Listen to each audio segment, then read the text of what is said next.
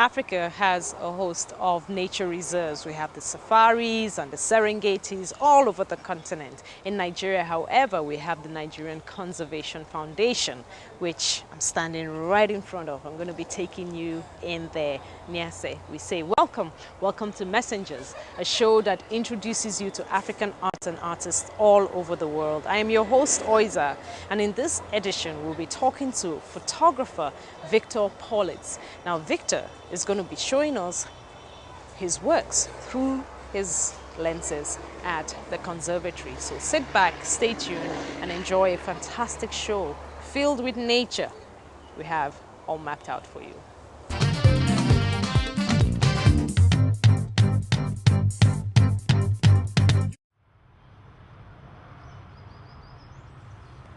Africa has been blessed as a continent with good tropical weather that allows the best part of nature flourish and be experienced by its inhabitants and tourists alike.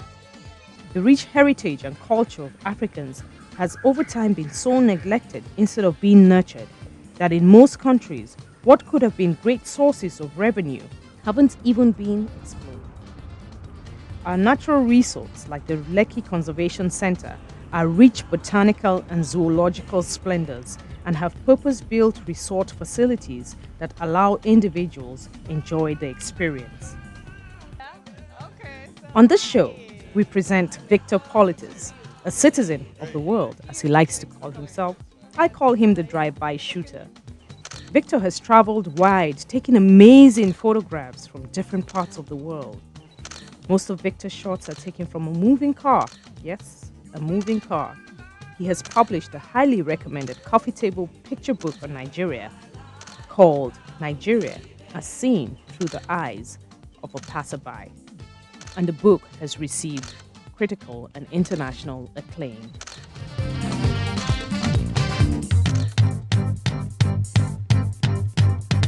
Hi, this is T.Y. Bello and you're watching Messengers. We're the Lekki Conservation Foundation, again with my friend Victor Politis, great photographer. Excited to have him on the show, and we're going to be taking you through the conservatory as we talk about his photography and his works. Victor sees Nigeria in a very spectacular way, very peculiar way, and he's going to be telling us all about it. So stay with us, listen to Victor, listen to all his beautiful tales of different parts of this great country and the continent at large, and we'll also show you parts of the conservatory. Okay, Victor? Thanks. Let's go. So, Victor, have you been here before? Never. Okay, so this is a first for you. Yeah, it's great. It's great to be here, and it's good that there are a few people around. Because if there were no people, I might be a little bit, I would have a withdrawal symptom. But it's a beautiful place. Beautiful place. And it's such a pity that a lot of people don't know that it even exists. Yes. I mean, Eric was just saying that he would really like, he has wanted to come here for a long time. We'll get the word out. We'll tell more people. Well, this is all about it. This is great. Yeah. Now, tell me about your work. Let's talk about your work.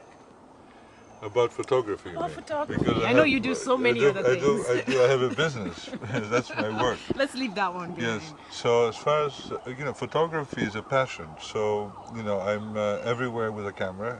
Even here, I came with a camera, and I love people. So I combine my passion for recording moments with my love of people. And in Nigeria, I found that the ordinary people, the masses of people, their life is not on record. Right. And when people drive by them, they are either condescending or they are ignored. They're ignoring them. So I decided 5 years ago, when I started taking photos out of my window, the car window, that there was an opportunity to record the life of people who are not celebrities but might become my celebrities, my own celebrities. And they're so real. I think, the thing that really moves me by the pictures, and it really jumps out at you. The colors, the people, the subjects itself. And they look like they're randomly picked. Well, they're randomly picked. When I go back to New York or some European city, I'm not as excited about using my camera because it's not as alive. People are not as busy, trying to make a living, and they go about their business in a much slower pace. Whereas here, everybody's actually urgently looking to feed a lot of mouths and to survive and to do better. You know, it's a very interesting. It's a microcosm, a big microcosm of Africa. But in this particular country, it's so big. And there's so much to see and so many people to meet. I was just going to ask you to compare your photographs here to other parts of the world, and you know what differentiating factors you can easily just pick out like that. Well, if I start within the continent, sub-Saharan Africa, there's obviously a lot more diversity here than there is in most other places because of the mere size of the country and all the cultures that are represented here. So if I go to Angola, you know, while it's very interesting and colorful, and it's a very beautiful country, it doesn't have the diversity and the juxtaposition of cultures, languages, colors, and everything else, architecture. So within Africa, this is very unique because it is a microcosm. It combines so much.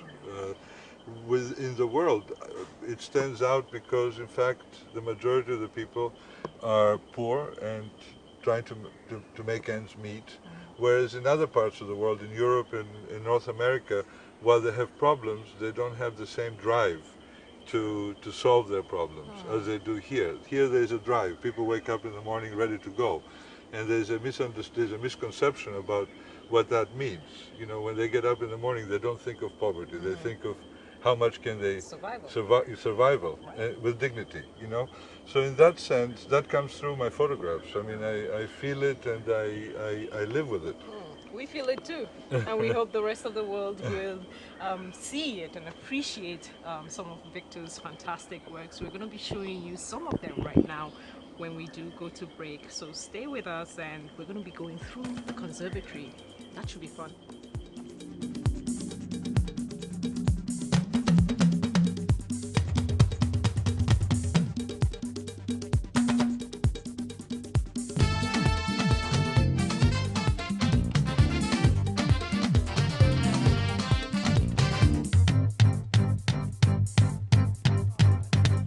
As you can tell, we're sweating. No makeup. We're not even concerned about hair and makeup today because we're in the tropics. And that's one of the great things about being in Africa.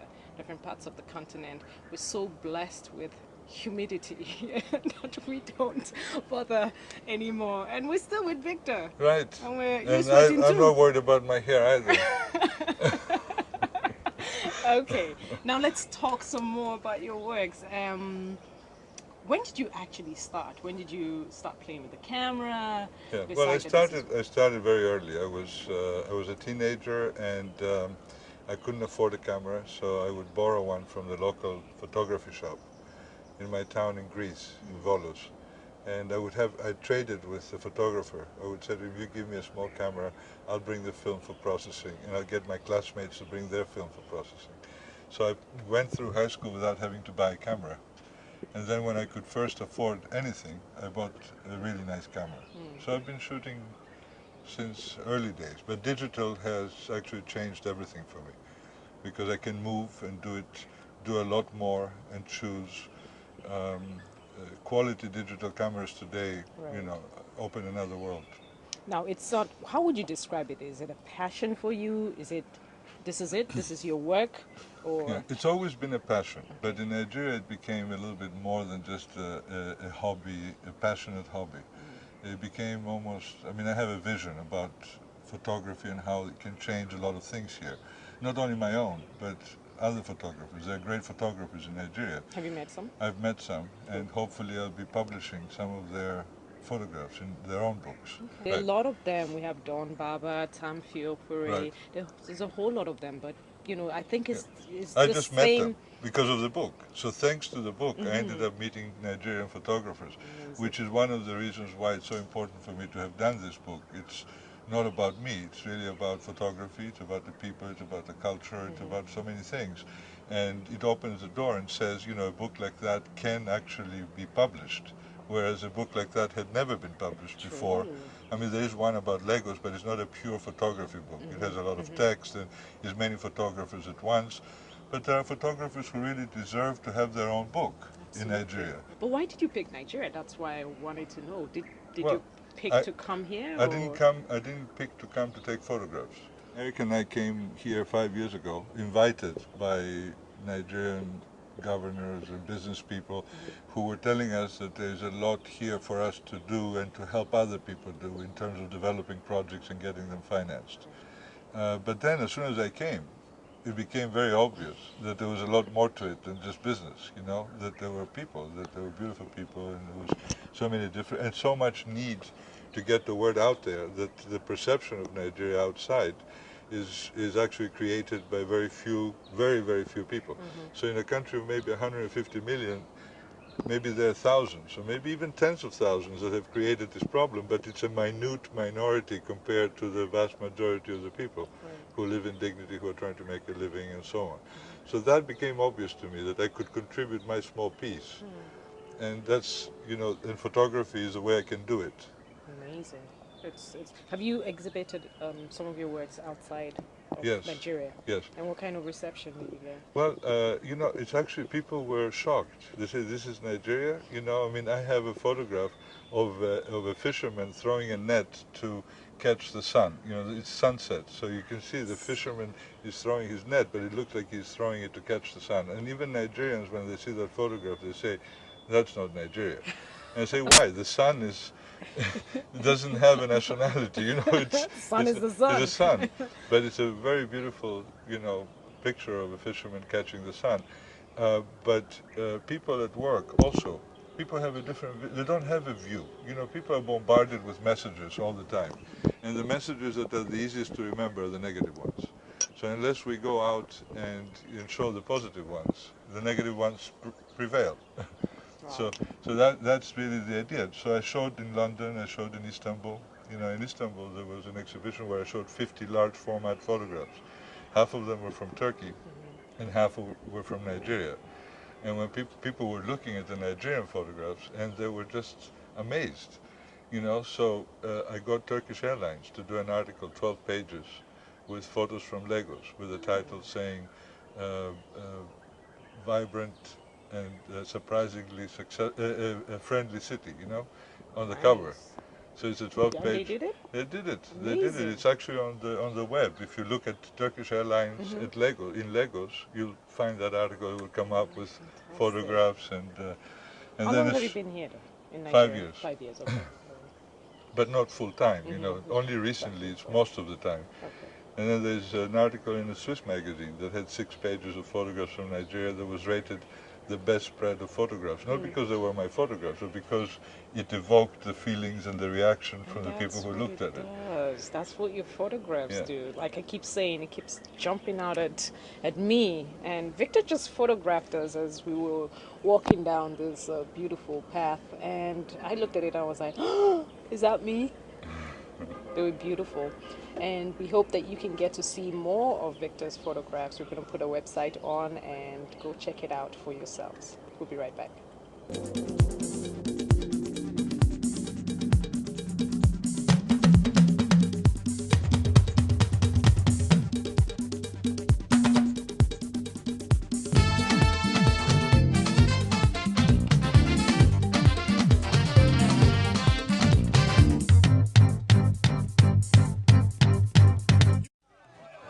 Victor's camera has taken him to so many parts of the world, and sometimes they're not all so pretty. In the city of Kano in northern Nigeria, he almost got trampled on by a horseman during the Durbar as he was trying to photograph. Victor's work evokes a certain type of beauty, even when it's not so pretty. Have you taken any photographs that people were upset about? Or Yeah. that... I've had cases I was actually arrested 3 times. Where, in Nigeria? Yeah. Okay. No, but I have no problem with that, because, you know, sometimes everywhere in the world people make their rules. Right. And they say, it's not allowed here. So I say, where does it say that? There's no law that says it's not allowed. It says, no, there is a law. I say, okay, show me the law. Right. So it may take 3 hours for them to figure out that there is no such law. And then they let me go. But I've been stopped 3 times by near military installations, but I proved to them that I didn't take any pictures of the military installations. Right. But it takes a while. You have to go from the sergeant to the brigade commander, and you give interviews, and people want to see why you're doing it, and then they look in here. But the funny part is that even in the worst case scenario, at the end of that 3-hour period, one of them comes and says, "Snap me now." Snap me now. Right. Yes. So I said, "No, I'm not snapping you. I don't want to be After arrested arresting again." me. That is funny. You know. But of course, it's expected. I mean, even when we film sometimes, Right. Of course. you have to. No, I don't misunderstand. I have no misgivings about it. You know, I know that often it looks like I'm intruding. So as an intruder, periodically I have to be questioned. I don't have a problem with that, but I don't do anything wrong, so I haven't had any more repercussions from that. Of course. Well, that's good to know, because we want you to keep doing your work, not just in Nigeria, everywhere else. So tell me about a shot that you've taken that is unforgettable to you. Well, it's one of the, yes, I do have a shot like that. I may have more than one, but you know, I've always focused on that. But I have one, the first visit to Lagos, which was 5 years ago. I had gone to a wedding, a traditional wedding, and on the way back at a roundabout somewhere not far from Ikeja, I didn't know it was Ikeja back then, but not far from Ikeja there was a girl with her sister. And they were begging in the street. They were hoping that somebody would stop and give them some money. But when she saw me snapping a picture of her, she broke out into a smile that is actually one of the main reasons why I kept taking photographs. Because I came back, I gave her the photo, you know, weeks later, laminated. This girl is in school now. But this girl basically had a smile that said, hope with pain. You know, pain with hope. And that's something that you don't find in places where kids are spoiled. You know, she was definitely not spoiled. Take it for granted. And she was the beginning of, you know, a lot of the photography I've done since then. So she always stands out. She's in the Turkish Airlines article, although it was controversial, but I told them, if she's not there, I'm not giving you any pictures. Well, because it obviously shows poverty in the street, but that's a reality. It is our reality. reality. So it's a reality. So why lie about the reality? You're not really projecting that. There's a bigger story behind that. I mean, out of 150 million, more than 80% are in that. More than 80% fit in the category of people who are struggling. So what am I supposed to do? Go into bank headquarters and take pictures of people in suits? I mean, I don't want to see that. I don't want to see it either. I'm tired of seeing that. But it's exciting. Let's see more of this beautiful. You know, this looks like an animal.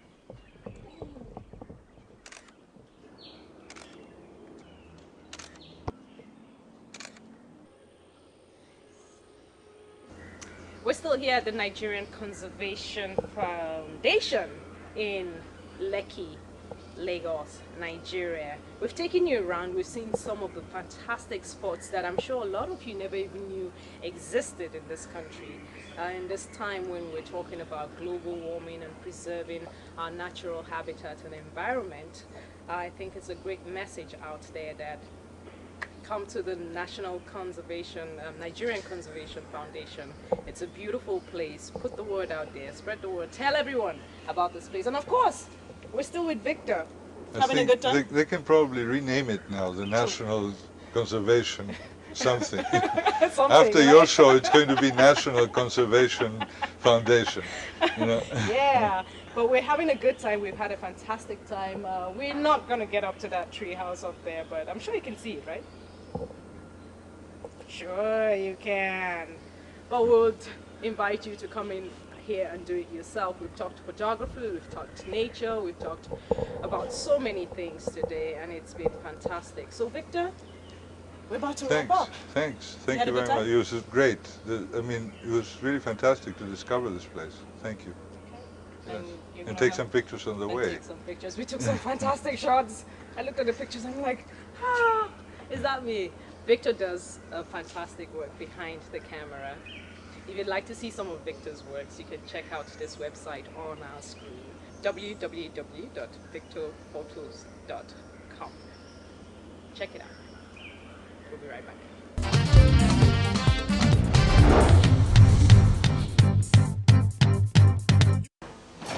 I'm Dise Kantwa, and you're watching Messengers. Keep watching. The Lekki Conservation Center was set up from the Nigerian Conservation Fund with the support of Chevron. It is located across from the Chevron complex in Lekki Peninsula and has since inception in 1990 served not only as a center for preserving biodiversity, but also one of Lagos' tourist attractions. It consists of a very rich swamp, forest, and savanna habitats and is home to many animals that do well in the tropics. We're sitting here with Ronke Olubamiche. She's the head of strategic operations for the Nigerian Conservation Foundation. Did I get it right? Yes. Okay, finally. Thank you so much for having us, and thank you for showing us this beautiful place. Thank you too for coming around. My first question to you would be, how come a lot of people don't know about this place? Really, what you find out is that the environmental education is very, very low, poor in Nigeria. Majority think environmental, when you just mention environmental issues, then the next thing you talk about is the trash and the pollution. Well, it is much more. In fact, those are the symptoms of the real causes. So I'm the layman walking on the street and I don't know what this place is all about. So pitch it to me, sell this place to me. What is it and how does it work? Okay, well, about the Nigerian Conservation Foundation, NCF is the first environmental NGO in Nigeria. It started in 1980 and was formally registered in 1982. Our major aim is the environmental management of Nigeria and the natural resources in Nigeria. It is national in nature, so we have projects all over the country. We have projects in forests, we have projects in wetlands, we have projects in the desert areas, because the idea is many of these natural resources that we have in Nigeria, the rate at which we exploit them are not sustainable. And if we continue like this, I mean, everybody knows now that I can categorically say that about 80% of Nigerian forest is lost already. And if we don't do anything about it, then we don't have anything to leave for the next generation. Thank you. Well done. You guys are doing a fantastic job. Great job. And, you know, we're here to keep urging you, pushing you to carry on. We're talking with Ronke Olubamiche. She's the head of strategic planning for the Nigerian Conservation Foundation, NCF, here in Lagos, Nigeria. And we're going to go inside soon, so keep it here.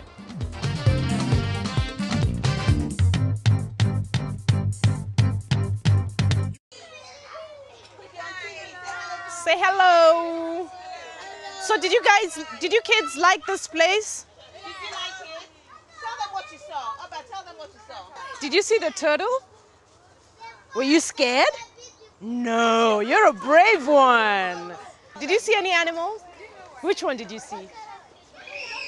Did you like them? Were you scared? Are you sure? Will you come back here again?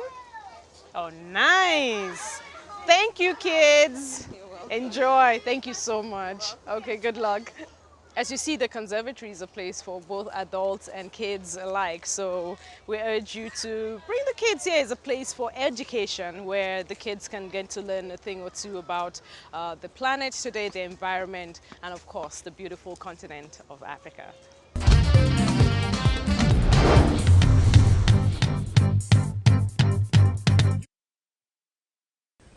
Wow.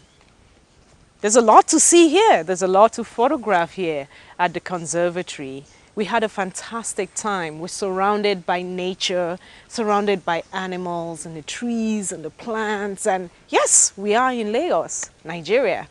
No generator sounds, no traffic, just good old nature. And that's how it should be.